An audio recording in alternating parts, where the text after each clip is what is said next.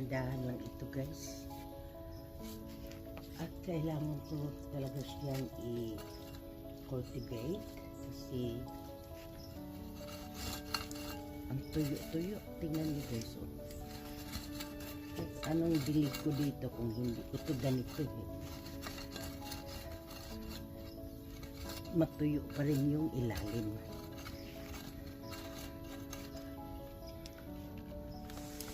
Ayun yung gophers na yan. Yung famous kong gophers. Alisin ko na rin ito kasi tapos na siya eh.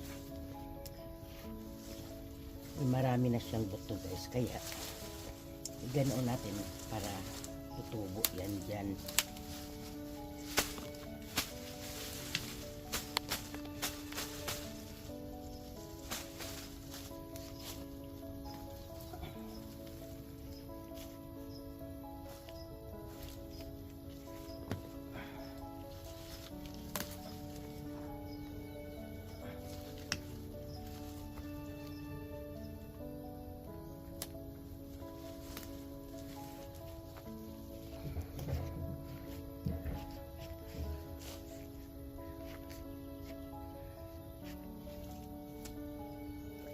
Grabe ang guys, lupa ang dry.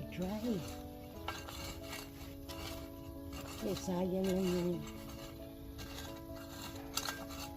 dilig-dilig ko kasi nasa ibabaw lang yung tubig. Kaya kailangan talaga ganituhin. Saka kailangan na rin itong fertilizer.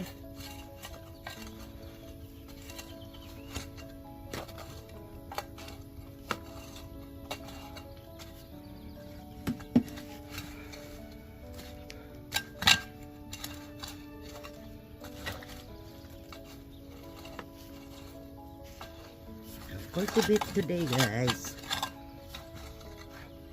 para makarating yung tubig sa ilalim.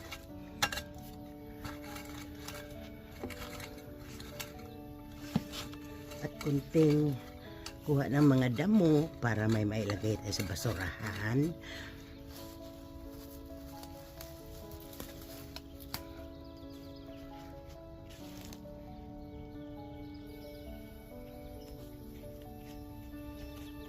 Lakas ang kumito.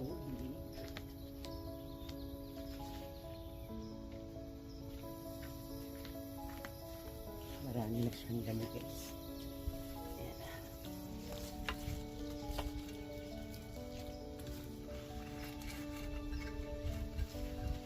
At kung lagi siyang tuyo, napapansin ko doon nagkukut-kut yung gophers. Ayan, kukut-kut na naman siya dito. Kaya yan. Ito yung tuyo.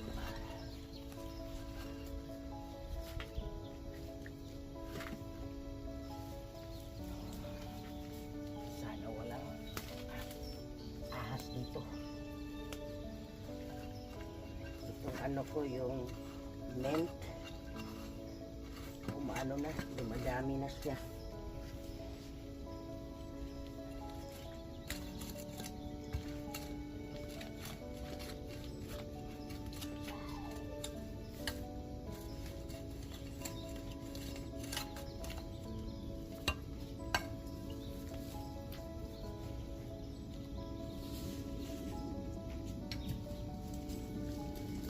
Hindi ko siya pinapadami yung mint.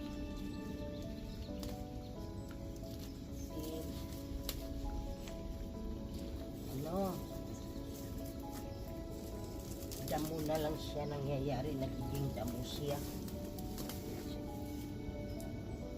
Kunting linis lang, dahan-dahan. Habang hindi pa masyadong mainit.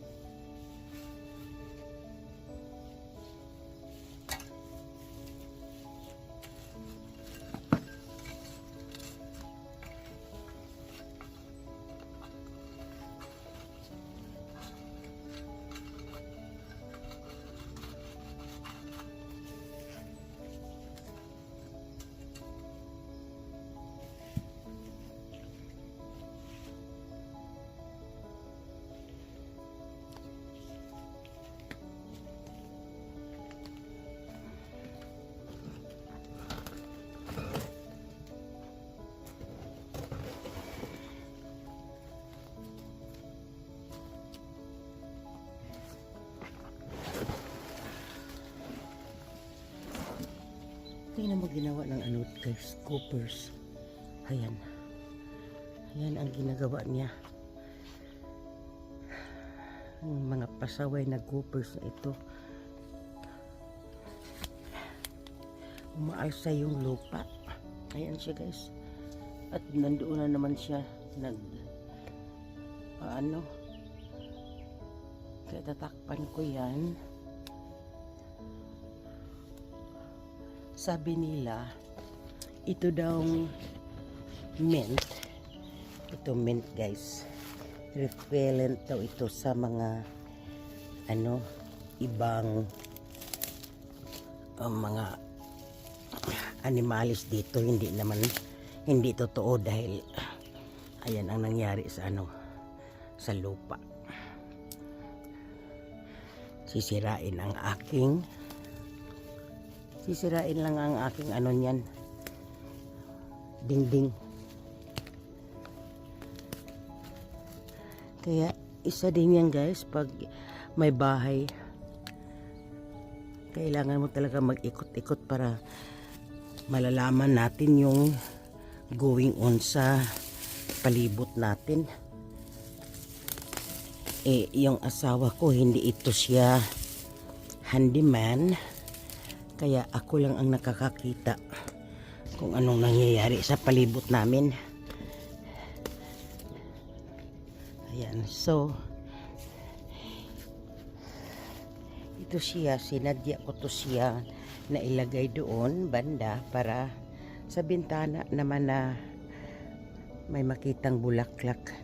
Ayan, doon sa loob. Pero ganyang sitwasyon, ilayo ko siya sa may bintana. At dito na lang muna ako magtapos guys, at yun ay anuhin ko, ilagay ko doon yung lupa, ibalik ko yan doon. Thank you for watching.